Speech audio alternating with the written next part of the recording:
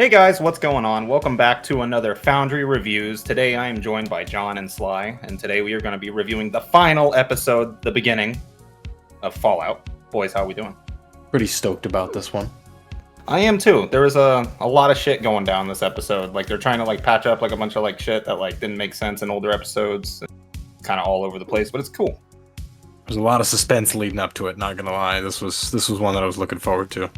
No, it looked it was pretty exciting. They queued a lot of stuff together, a lot of just kind of big story stuff that really had nothing to do with our characters specifically. Excuse me, I got hiccups here, but yeah, I'm very happy to be back with you boys. It's been a while since the Fallout show debuted, and we are finally here with the big old grand finale review. It has took us ages to get here and find the allocated time for it, so we apologize for the delay. But we are back, and boy, we've got a lot of information to kind of unload here and unpack, and actually talk about a lot of potential stuff for the next season of the show, which I'm actually very fucking excited about. Absolutely. Where do we begin here with this one, Kylo? I guess just right at the beginning. We see Maximus get taken back after episode 7. Of course, we saw his partner that got beaten or turned into a ghoul. He ran off, decided to give him the head, and he gave it to Lucy so she can get her father. And he gets brought back to Philly with a false head. And I thought that was kind of cool. You see the Brotherhood's will to actually go out of their way and wipe out settlements or whatever just to get what the fuck they want, and they did. They wiped out Philly.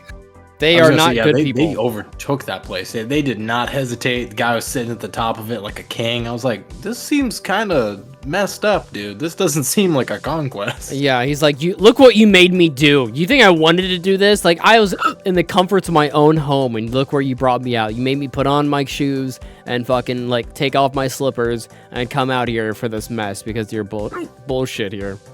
It was quite menacing. I'm a little sad and disappointed we actually didn't get to see more of god damn it, what is the other faction? I cannot. The New California Republic? No, the other faction that wore the helmets are the main baddies in Fallout 1. Helmets. Oh, the Enclave. The Enclave, thank you. Yes, the Enclave. Oh. I'm a little disappointed we didn't get to see a little bit more of the Enclave, but the Brotherhood still pieces of shit, still Garbo, and Maximus, still being him, lost his one personality that he had was justice and Brotherhood of Steel stuff. Yeah, now he's sold out. Just turned completely sleazy. Yeah, and then just even his commander points that out. He's like, "You think you're the first squire to covet his knight's armor? Dude, you're not."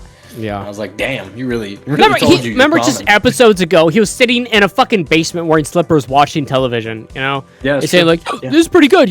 Fuck it, I don't need to do nothing. It's really if he had any backbone at all or any belief, he would be oh, this is heresy. I shouldn't be doing this. I need to be working for my Brotherhood of Steel and my Brotherhood."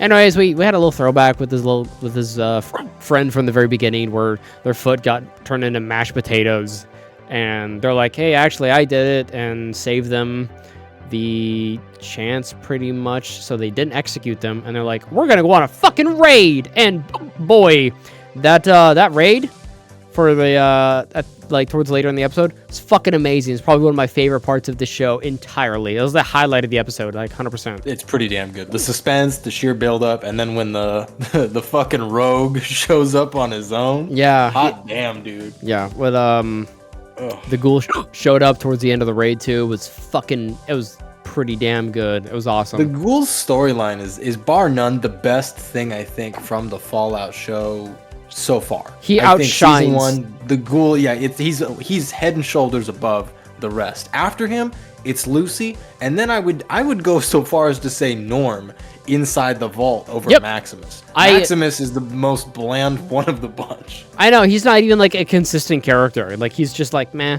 You're not even interested. Why the fuck why would I care about you, man? You're a punk bitch. You don't even care about your homies. You don't care about Lucy. You just fucking kind of do whatever you want to do. The reason why he got the power armor is because he wanted the power, It's someone who gets bullied gets tired of getting bullied, so they become the new bully. It's you lost of what you were trying to get away from and what you hated so much, dude.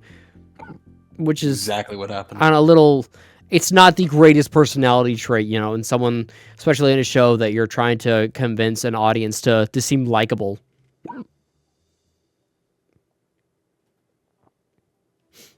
But we figured out what it was, what they were hiding down deep in the vaults, and me, has played a lot of Fallout games, found it to be not that much of an exciting like reveal. But Sly, someone who you probably don't know anything about, like the robo brains or freezing over like people and stuff like that. Any concept of that? So the reveal for a few things in this episode taught me more about Fallout lore than my brief interaction with the games. Like I had no idea about the experiments as the vaults. I had no idea about the robo brain thing or the cryogenic whatever they had going on. That all eluded me. I was like, wait a second, this is all a conspiracy? The whole thing? That just blew my mind. This episode was just full of like surprises for me, and it kept me on my toes. There was a few things that got a little predictable, but for the most part I was like, damn, I really could not expect whatever was going to come next every scene.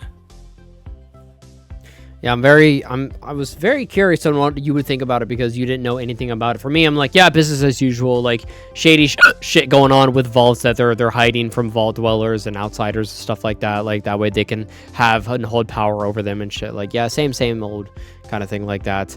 Kylo, what did you think about like the heavy implications of leading towards a story about Fallout New Vegas?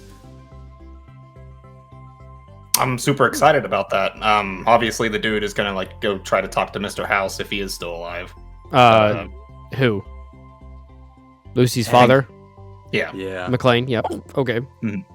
Henry McLean. I'd like to build on top of like the vaults real quick. Like I loved that. Like I loved how they didn't even like give him like a full Robo Brain outfit. They just gave him like the head and threw him on a fucking Roomba. Yeah, for real. Like there you go. Really He's just vacuuming around. He's been stuck in the same spot for like for a century, and no one bothered to move him or anything. I'm like, what a joke. Like it's funny. That's one thing about the show. I love how when it doesn't take itself serious at all, and everything feels very lighthearted. So if it doesn't click, I'm like, oh, it's a joke, type of thing too. Also, very, very big positive about the show.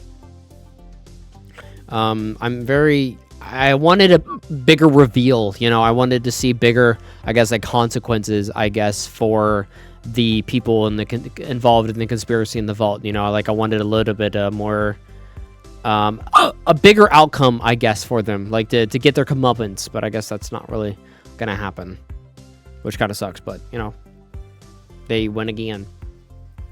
We finally figured out what happened to Lucy's mother after all these years. So messed up. Kept her alive too.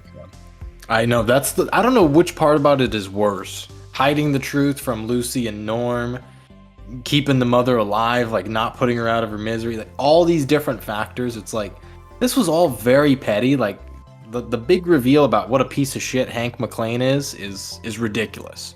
I mean, he did a ton of terrible shit. Yeah, I mean, like he was involved in like orchestrating war for profit, like hundreds of years ago. On top of that, like taking the mother of his children and keeping her alive and not giving her mercy. At that point, I mean, like if they're a ghoul, I'm like, yeah, you need mercy. Like they're gone. Like physically, like mentally, like they're gone. That's not your mother anymore. Like there's no reason to keep that thing alive. This guy was the epitome of like the little corporate kiss ass. I mean, he just follows the vault's rules. Yeah, you're right. He T. wasn't even like on top. He was just like, oh yeah, so we're like one day I'll get there. Like one day I'll be a piece of shit. Like I can't wait. Which was hilarious. I did like the bit of espionage that they had in the episode with the ghoul and his flashbacks. I forget what his character Cooper? name. Yeah. Yeah. Cooper Howard. Yeah, I like his trying to figure stuff out and everything like that. That was pretty interesting. And trying to follow his wife and shit. That was pretty cool. The big reveal with the round table of all the big guys, people like Vaultec and Westtech and who else? Robco. Who else was there? Anyone notable? Excuse me. I'm trying to think. No, I don't think there was. There was like M and L Industry or something. I've never heard of them or anything like that, but yeah, which is kind of cool. Like, cause I remember like a lot of those buildings, like actually from Fallout 76, and seeing like a lot of that. So, like, obviously I know Robco. Like, I remember Westtech being a really big one because we had those. I remember playing Fallout 76 with you guys, and and us being at the West place and these Yeah. giant ass like ghouls or I believe they're super mutants that were fucking us up, and it was like dealing with super mutant virus or something like that, and trying to read some fucking dumbass lore they had going on there. But I mean, like it's cool to see all that shit on screen. You know, it's very cool. I'm very like attached to all that stuff. I'm a big fan of the Fallout lore. I love it so much because the weird glorified like patriotism that they have, and the weird like taboo of experimenting on everything, and them like being their own downfall type of shit. Because you know, it's like, oh, we're so greedy that we're gonna end the world to cap off our greed, but we have a plan in place so that way we'll have civilization again, but we'll be on top. Like, and have a lot of money. It's like, that's fucking genius, you know? We'll start over so badly that no one will have anything. There won't even be a civilization. Like, that's how fucking evil and dastardly and greedy the people are. Like, it's a new type of fucking evil that they were really leaning into. And then, baby. yeah, Maximus actually showed some weird bravery, you know? They try to showcase him a little bit with little pistola. And then he showed up like at the top of the tower to talk to Lucy and her dad. Then he was like sidetracked immediately. Like, all right, goober. Yeah. He immediately, as soon as he went up there, things just kind of got out of hand. It was like, oh, great. I wonder why they kind of shafted him so much in this show, you know? Like, writing style. Like, he's not very strong. He's kind of a shit person. Maybe that's just me and how I view him, but like, I feel like they kind of could have worked on him a little bit better to make him feel like a bit more likable. I feel like after this like raid in the next season, we're gonna see like a different kind of Maxis, and one that like is more take charge. Yeah, because didn't they just straight up leave him? Yeah, they ditched him. Yeah, I think Lucy took off with the ghoul and was like, we're gonna go do our own thing. Yeah. This dude did everything trying to do the right thing, and he still is getting fucked over by everyone he knows. So like any allegiance he has with anyone obviously just gets like fucking torn to pieces. So he's not gonna be a very trustworthy person in season 2, which I totally understand. So I definitely see like a heel turn imminent to where he's not gonna be very kind. Which is like understandably. He was really naive how he waltzed into that situation between Lucy and Hank without knowing anything and set him free. I was like, you fucking idiot. You missed the perception check. Fucking dipshit. Yeah, for real. I'm like, there's a reason why he wasn't let out of jail yet there, Buster. Yeah, like, dude, like, she was all alone. It was just her and him, and there's power armor on the floor. You really think she's gonna be like, oh, you know what? Yeah, now is a good time to let this guy out. Like, no. So I was like, yeah, they left him because, truth be told, season 1, he is dead weight. He doesn't contribute much to story. He doesn't contribute much individually. He's kind of just a mess in terms of character writing, and I'm hoping in the next season they flesh him out a little bit. Either they help him with that internal struggle he's going through that makes zero sense, or they give him a different storyline altogether. Well, at the end of the series, he was the one, they all celebrated him because he's the one that defeated the encampment. Yeah, Moldaver and whatever. And he was like, all celebrated, and he was just kind of like, did not have words because he was like, what the fuck, dude? Like, what just happened? So who knows if he's going to take charge with that position or what's going to happen, you know? Jet junkie. He's going to be a fucking jet junkie. I mean, that's the way to go, dude. Just sit back in an organic lab, let robots do all the fucking work. You just get high and watch television. Do you think Fallout has those street lights with the ultraviolet lights so they can't shoot jet under them? Nah, baby, they inhale that. Okay. Is there any drugs that you like shoot into your veins, or is just Fallout so perfected in the future like that you don't need to fucking break skin? No, that shit can go anywhere in your body. What about the stim packs, dude? Yeah. Oh shit, that's a good point, dude. Yeah. You have any of those bad boys I'm popping? Shit. And at one time I was so that falls like on you. You're underneath a purple light trying to heal. I was so shit Fallout 3 one time. I actually got addicted to stim packs, which I did not even know was a thing. Yeah, I've told you that once or twice, Kyler, and you're like, I didn't even know that's possible. I'm like, somehow me being me, got addicted to stim packs. Like it's a health item. It's like, what the fuck? Like, I won't feel good that bad. I'm just imagining you like charging at a super mutant with a minigun or some shit. If I was lucky. He's got the stems on a belt feeder, just ready to fucking inject. Gatling gun point at my mouth, just eating them. Oh, that's the syringer. That's what it's for. Okay, that's funny. Yeah, it makes sense. No, I was big into this episode. I was very happy. I felt a little let down by the big group of CEO guys when they were just talking about like vaults and like specifically what's gonna go inside of them and stuff. I'm like, bro, like leave it to the scientists, you fucking goober. Like how? I thought that was so weird. I'm like, you are just like, I get it, they're bad, they're evil. Like you don't need to like say how evil they are, you know? It's like, oh well, what if we just take all the women and children and split them up and fucking kill their parents right in front of them, you know, for an experiment? And it's like, that just sounds like you want to do evil, fucked up shit, man, and call it an experiment. What's the experiment? Yes, you're evil. It was a weird little shoehorn thing that felt like really forced and not very natural with me. But yeah, I felt like trying to do like a huge lore grab from like all the games. Yeah, like, for sure. 3 from West, the FEV thing. Very good words there, lore grab there. Yeah, I like that, where they just wanted to pay nods to other vaults and stuff and whatnot. Trying to think of what else. I mean, we talked about the fucking amazing fight scene. When you watch a show, you forget how gory it is, and when they show it, it goes fucking hard, and it's pretty good. Like it's quite good. I don't think I've seen a television show like this gory and this like satisfying in a long time. Especially for a video game based, show. They're usually pretty tame. Yeah. But man, this one, you're right. There was no holds barred. I mean, the blood kind of seeping out after those shots from the ghoul, or even just like the beheadings and like the burnings. I was like, damn, dude, they really weren't skimping on the details. No, isn't there specifically there's a skill that you can get called that makes kills more gory, right, Kylo? Yeah, I can't remember. Bloody mess or something like that. Yeah, yep, I think you're right. Yeah. But Very yeah, apt that's skill. yeah, it's funny. It's just like, what does it do? It's like just makes things more gory. Like fuck it, do it. The ghoul has that shit equipped. He's like, I'm running with this bad boy. I think people have said that to where they try to figure out which character has what skill on. What makes you special? Yeah. Yeah, exactly like that. That they've tried to like give them specific skills based on how they are in the show. Yeah, the highlight definitely got to be the ghoul. Lucy's still fantastic. She's fucking lovely. I really enjoy her character. Hank's a piece of shit. The closing. I'm curious to see where that goes. Yeah. Closing segments. He's just literally running to New Vegas, and it's like, what a fucking machine is just like, I'm gonna run cross country, like, in a fucking suit of, like, okay, like, all right, like that's. That man has the longest running fusion core in history. I gotta give him credit. I mean, he may make it far. He wants it, like.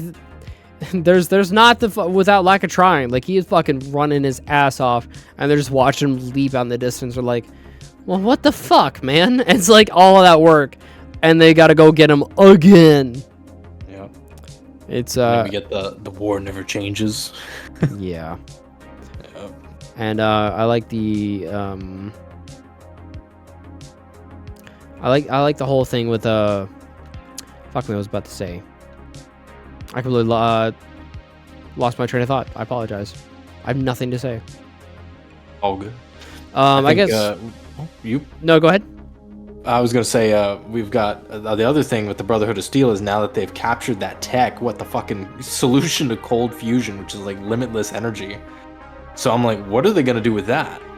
Liberty Prime. Liberty Prime. Oh shit, Kylo, drop the info. What is Liberty Prime? Ooh. We're gonna get a mecha robot, and we're gonna take out the rest of the NCR. I know they're dead, but we're gonna make sure they're dead. So it's like a giant iron giant like creation that just fucking like walks around real slow and just like vaporizes shit. It's awesome. Really? I like the sound of that. Yeah, it's a really big thing. That feels like such a waste though for like literally like an infinite source of energy like that. I mean, that thing could run probably a large civilization. Well, think about how society has acted with energy and resources for the last like thousands of years, and you think like, what a waste to use it on things that are just gonna kill more people instead of saving them. Right? I feel like that'd be very on point for them to do something stupid like that. They're just gonna blow it and be like, nah, we really need fucking Mecha Godzilla. That's yeah, exactly. We need. It's funny too because it's old tech. Like, it was created long ago, so you're walking around in Fallout 3, and it's like, die, communist, and shit, which is funny.